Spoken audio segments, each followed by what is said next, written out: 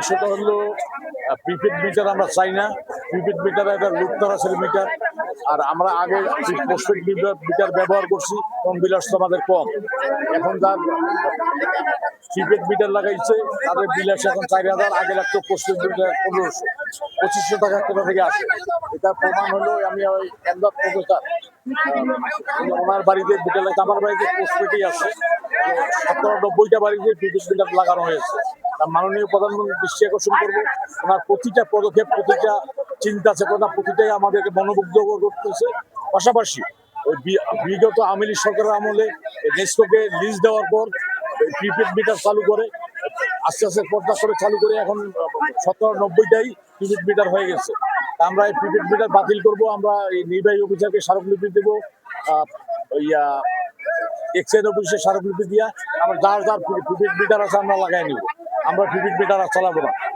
আগের মিটার নিছিলাম, ওই মিটারে খরচ কম। এখন যে মিটার দিছে এই মিটারে প্রচুর ব্যয়। আমরা যদি 1000 টাকা ভরাই, বাড়ি যা পাই 450, 300, 350, তাহলে আমরা কি করব? আমরা খেটে খাওয়া মানুষ, আমরা দিনমজুরি মানুষ, আমরা কি করব? আমাদের এই দাবি সরকারের কাছে থাকলো, সরকার তাড়াতাড়ি আমাদের ব্যবস্থা করবে। এই সরকার তো জনগণের সরকার, জনগণের যদি উপকার না করে করবে কার? এই মিটার আমাদের চলবে না, আমরা এই মিটারে খরচ দিতে পারবো না। বন্ধ করতে চাই। সরকারের কাছে করুণায় অনুরোধ করি যাতে এই মিটার আমাদের কাছ থেকে তুলে নিয়ে আগের মিটার পুনরায় স্থাপন করে দেয়। আর এই মিটার হচ্ছে আমার বিগত বছরে দেখা যাচ্ছে আমার মিলে, রাইস মিলে 10,000, 12,000 টাকা হলে আমার একটা মাস পূরণ হয়ে যায়।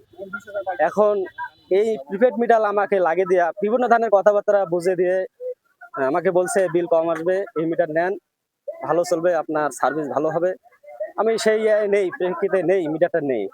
নেওয়ার পর গত মাসে আমার বিল যেখানে 12,000, 10,000 হলে আমার পুরো মাসটা পার হয়ে যায়। আর সে মাসে আমার আসতে আছে 19,000, 19,500 টাকা দিয়ে আমার একটা মাস পূরণ হচ্ছে না। মনে করেন আমার একটা ব্যবসা প্রতিষ্ঠানে, সেখানে লেবার আছে, দিন মজুরির লোকজন আছে, আমার সবাইকে মিটাইতে হয়।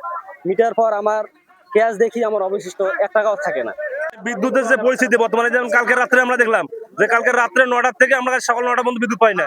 একই তো বিদ্যুতের ভোগান্তি। দ্বিতীয়ত বিদ্যুৎ কোম্পানি এখন যে ব্যবস্থাটা করছে এটা সিম কোম্পানির মতো। সিম কোম্পানি যেহেতু রিচার্জ নেওয়ার পর টাকা দেয়, কারণ ওরা ওদের মন মতো টাকা কাটে, এটা তদ্রুপ সিস্টেম করছে। আর এখানে ওরা ব্যবস্থাটা করছে কি, আমরা কত ভরাইলাম, কত কি গেলাম, সেটা আমাদের এখতিয়ার না, আমাদের টাকা ওদের হাতে।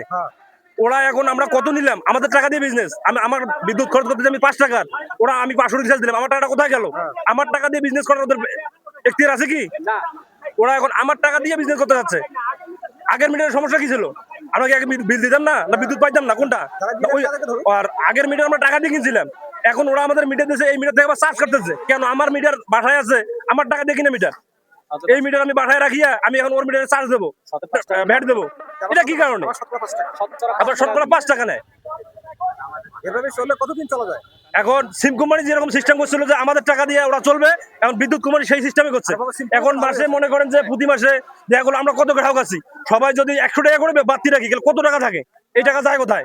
এটা কি আমাদের টাকা দিয়ে বিজনেস করার ফোন দিয়ে আসছে? এদের সিস্টেমটা এইটাই, ওদের মন মতো ওরা টাকা কাটবে আর আমাদের টাকা দিয়ে ওরা বিজনেস করবে।